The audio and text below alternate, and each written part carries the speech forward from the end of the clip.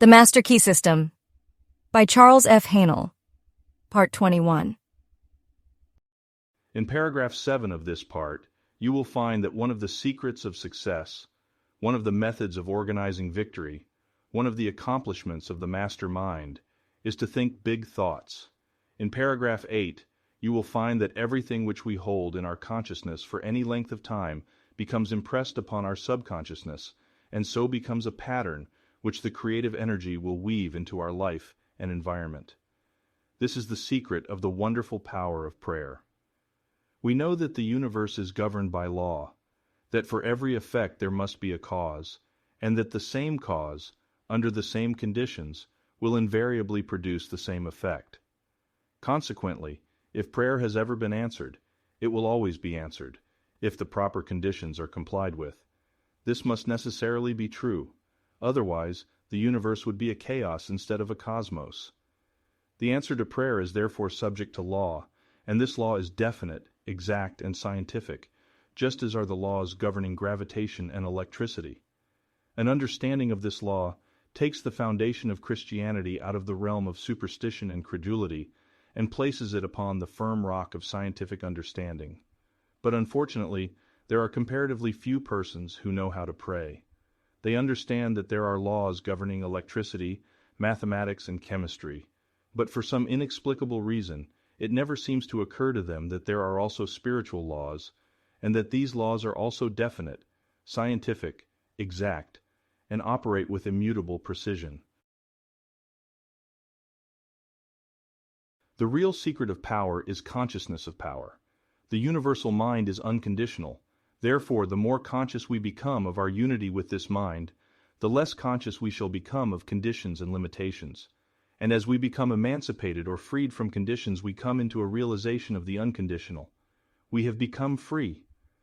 As soon as we become conscious of the inexhaustible power in the world within, we begin to draw on this power and apply and develop the greater possibilities which this discernment has realized, because whatever we become conscious of is invariably manifested in the objective world, is brought forth into tangible expression.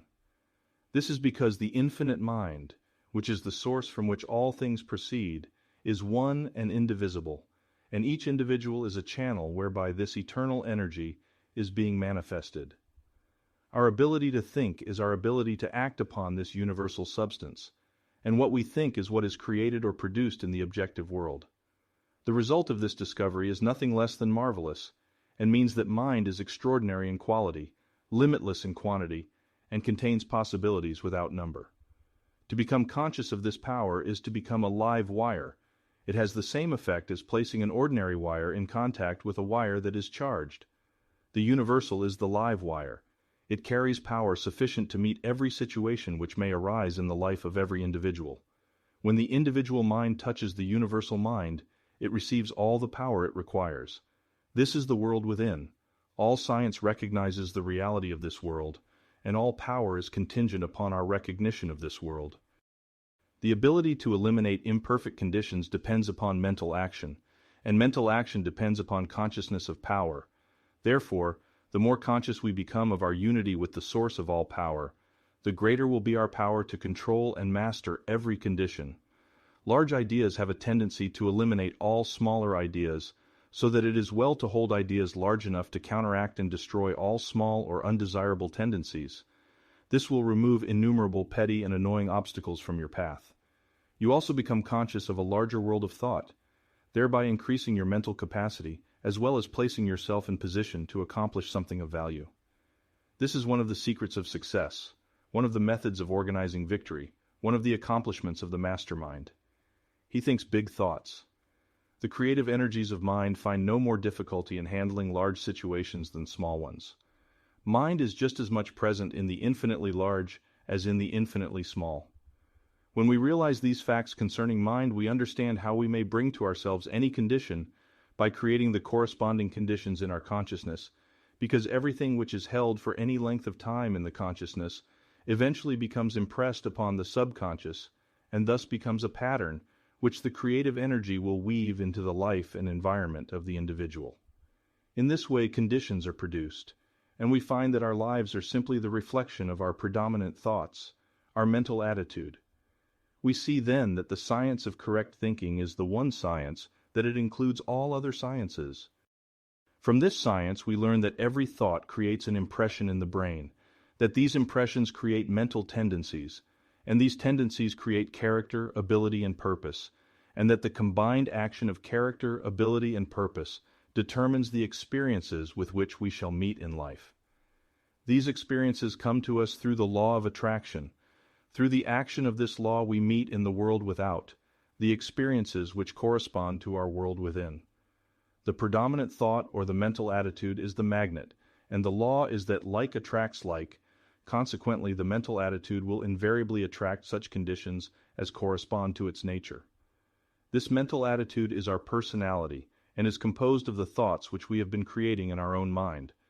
Therefore, if we wish a change in conditions, all that is necessary is to change our thought.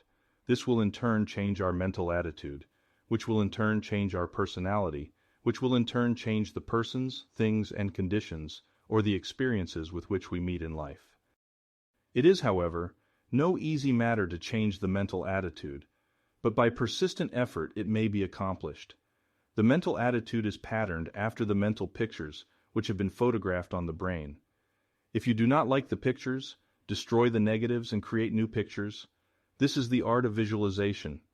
As soon as you have done this, you will begin to attract new things, and the new things will correspond to the new pictures. To do this, impress on the mind a perfect picture of the desire which you wish to have objectified and continue to hold the picture in mind until results are obtained.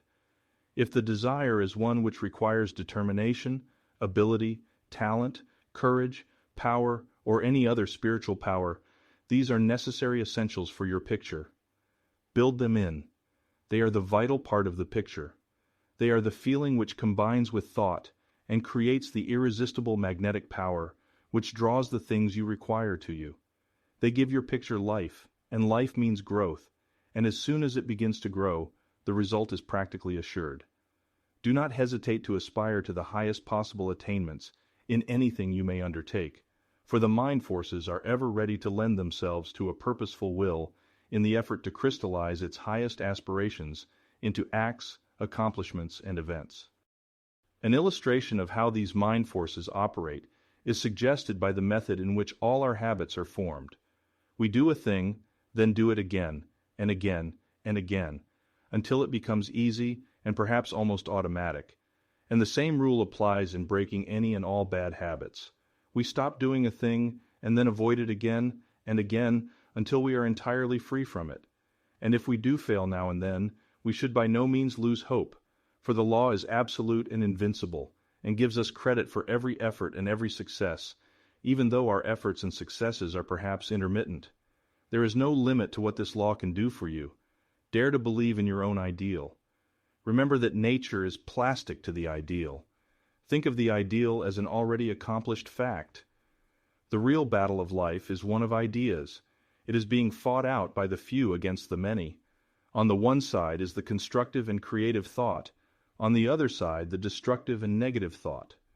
The creative thought is dominated by an ideal. The passive thought is dominated by appearances. On both sides are men of science, men of letters, and men of affairs.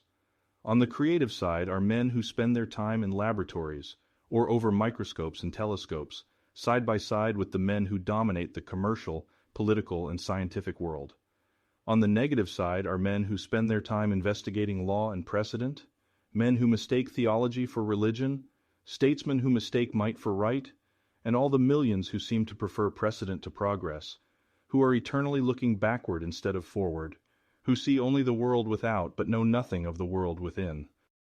In the last analysis, there are but these two classes. All men will have to take their place on one side or the other. They will have to go forward or go back. There is no standing still in a world where all is motion. It is this attempt to stand still that gives sanction and force to arbitrary and unequal codes of law. That we are in a period of transition is evidenced by the unrest which is everywhere apparent.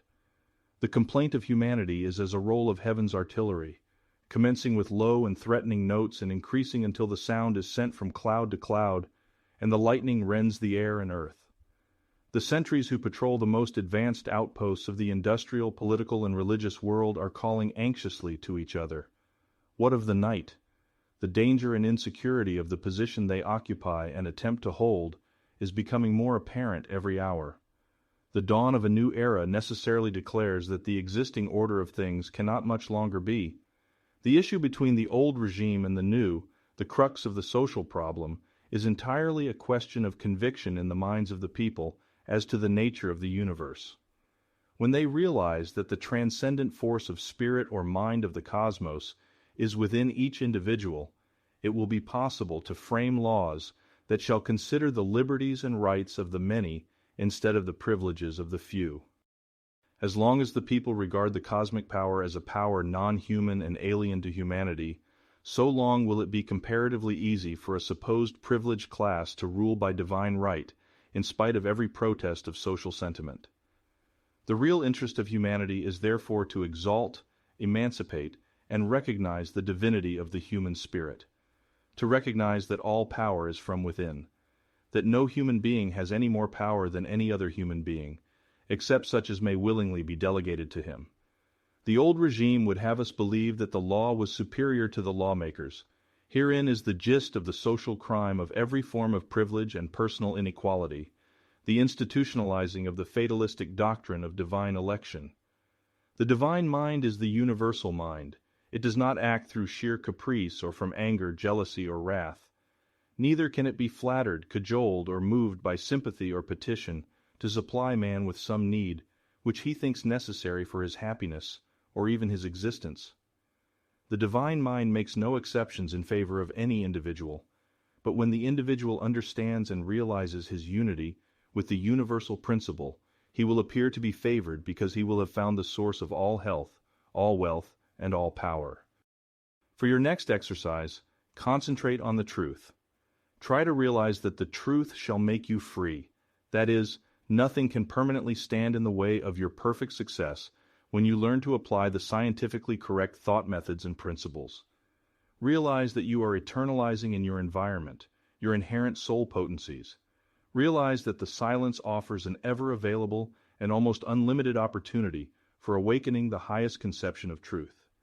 Try to comprehend that omnipotence itself is absolute silence. All else is change, activity, limitation. Silent thought concentration is therefore the true method of reaching, awakening, and then expressing the wonderful potential power of the world within. The possibilities of thought training are infinite, its consequence eternal, and yet few take the pains to direct their thinking into channels that will do them good, but instead leave all to chance. Marden. Part 21 Q&A. What is the real secret of power? The consciousness of power, because whatever we become conscious of is invariably manifested in the objective world, is brought forth into tangible expression. What is the source of this power? The universal mind, from which all things proceed, and which is one and indivisible. How is this power being manifested? Through the individual. Each individual is a channel whereby this energy is being differentiated in form. How may we connect with this omnipotence? Our ability to think is our ability to act on this universal energy, and what we think is what is produced or created in the objective world. What is the result of this discovery? The result is nothing less than marvelous. It opens unprecedented and limitless opportunity. How then may we eliminate imperfect conditions? By becoming conscious of our unity with the source of all power. What is one of the distinctive characteristics of the mastermind? He thinks big thoughts. He holds ideas large enough to counteract and destroy all petty and annoying obstacles. How do experiences come to us? Through the law of attraction. How is this law brought into operation? By our predominant mental attitude. What is the issue between the old regime and the new? A question of conviction as to the nature of the universe. The old regime is trying to cling to the fatalistic doctrine of divine election. The new regime recognizes the divinity of the individual, the divinity of humanity. The power to think consecutively and deeply and clearly is an avowed and deadly enemy to mistakes and blunders, superstitions, unscientific theories, irrational beliefs, unbridled enthusiasm, fanaticism. Haddock.